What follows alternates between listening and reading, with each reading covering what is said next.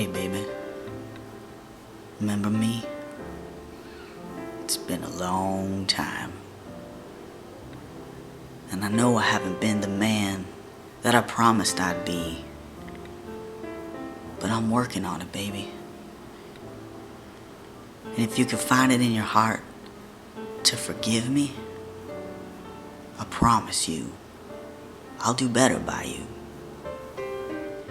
No, but for real, it's been way too long and I'm so sorry about that. I think the last time that I updated was 6 months post-op in a year and a half on T. I've been busy and I promise I've been thinking about you all the time. So yeah, let's see. So let's start with physical updates.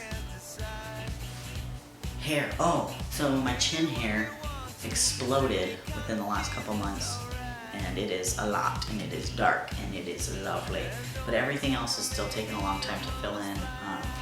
I did show my stash off in the beginning of this video, but that's what it looks like close up, but far away it kind of disappears. But my chin hair is all like, you know? And my sister, while she was here visiting, asked me if I dyed my beard hairs. Rude. Just kidding, Maria, I love you. But no, I don't dye my beard hairs. This is all natural. So don't question the authenticity of my beard hairs. Okay? I haven't really noticed anything else. I don't know.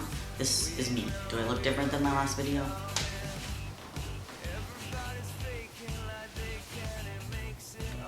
Maybe, I don't know. I looked back on photos of me from January, February timeframe, and I feel like I do look a lot different. Personally, I am now working 2 jobs. I'm 3 weeks away from graduating with my bachelor's in psychology. Things with my siblings are still going great, and things with my parents continually get better and better. So, a little story time for you. My dad, growing up, always told me this story about how he picked my birth name and how he was so proud that he got to choose my name. And so, although letting go of that birth name was really easy in some ways, it was also really difficult in other ways. And not because of the name, but obviously because of the sentiment behind the name.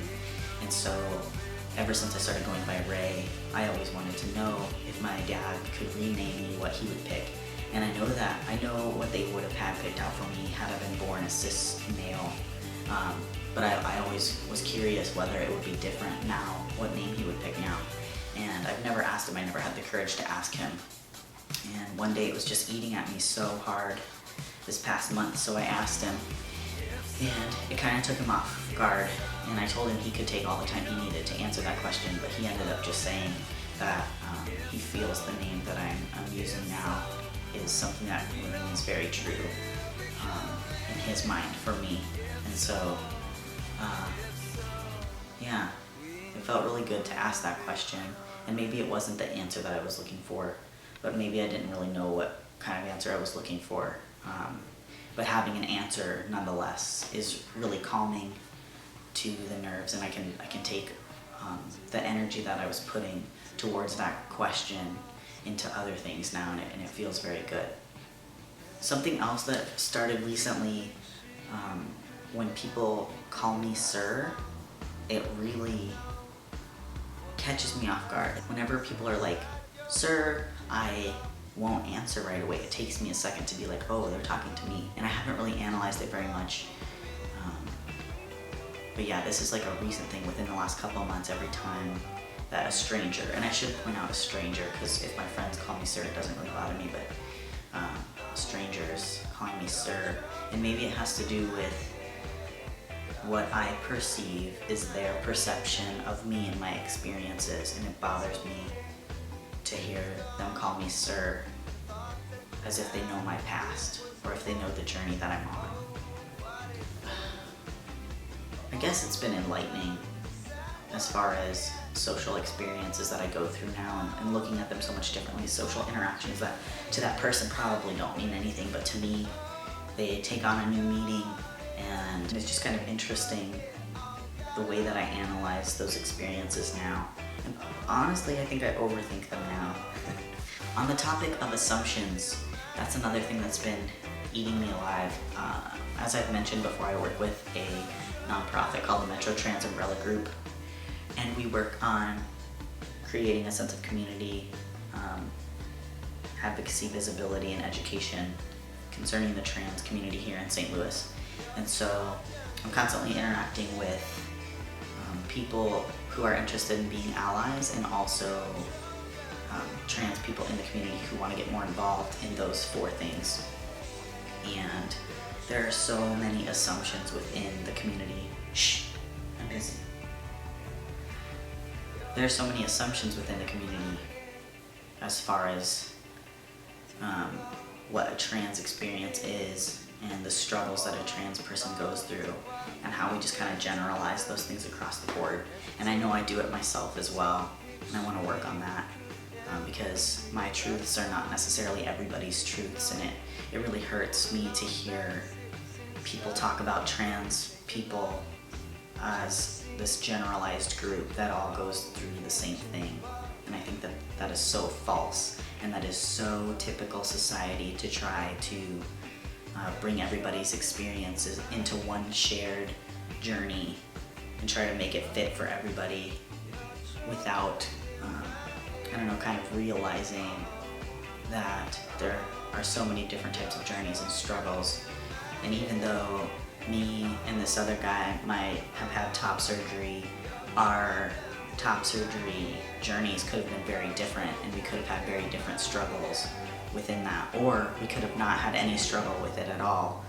You know, I don't know. To sum it up, we were having a discussion about gender identities, and we had a drag queen involved in the discussion, and she said that a lot of times people have a hard time with pronouns with her in and out of drag, and her way of making it sound like it was so easy to figure out was to say, well, how do I look like I want to be called?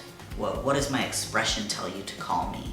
And though that may be very valid for her, that is not valid for everyone. And if I wanted to put on a dress and wear makeup, I might not want to hear female pronouns, but to her, you know, her way of being like, you can figure out my pronouns by just looking at me. And that's the problem. And that's the things that we're trying to break down. And I see a lot of that happen within the community and within like the outskirts of the community, i.e. like allies and people who are partners and family members of trans people, that we jump to these assumptions because of the experiences that we can relate to. And I think that's so damaging, and not just within the trans community, but within society at large, that we reach these assumptions. And I think that it does a lot more damage than it does good to try to relate to somebody's experiences based off of your truths, and not listen to people or ask questions. Anyways, excuse me. I'm just gonna take off my shirt really quick. It got stuck. So here's my chest. This is 10 months post-op with Dr. Garamoni in somewhere, Florida. And we did a thing, and it ended up like this. Okay, I'm going to outline my care regimen for you really quick. So grab a pen and a paper. I'll give it a second. Okay, are you ready? Here it is. Did you get it? That means I'm not doing anything. Get it? Charlie. Oh, I got a puppy. This is Charlie. Oh, your ear slipped. Let's fix it. This is Charlie. No, you have to look at the camera. Look at the camera. Show them your key. Damn, look how cute her face is. This is my puppy Charlie. She is a toy poodle, a cockapoo, and she's adorable. And she's like 8 months old, and she weighs 7 pounds, and she's full grown. And I love her a lot. Anyways, what were we talking about? Oh, my chest. I think we were still on that. My chest, yes. so this is my chest, and I'm not doing anything to it. And I look a lot more red on camera. I'm judging the redness off of my acne. I look a lot more red on camera. That's a pimple, not something weird growing from my nipple right there. So I'll just cover that zip up. And that's what it looks like. I'm starting to get my feeling back here. This was like the only place really that I don't have it, and it's definitely coming back slowly. What else? Oh, I started Accutane, and I'm only like a month and a half on Accutane, but it's working slowly. It's drying everything else so bad. Everything is dry, especially the insides of my nose. They like scab over, and it's real gross, and my lips are super dry. My body is super dry too, but it's working, so I can't complain too much, I suppose. I am posting comparison, but I know I normally post them on the video, but for whatever reason, the formatting from the video or the photos into the video, it just gets really blurry and stuff. So I'm just gonna post my comparison photos on Tumblr, so I'll put the link somewhere on the screen, and then I'll also put it in the description. You can go look at them. My next video might be when I'm 2 years on T. 2 years. I cannot believe it's been that long. So I'll see you next time.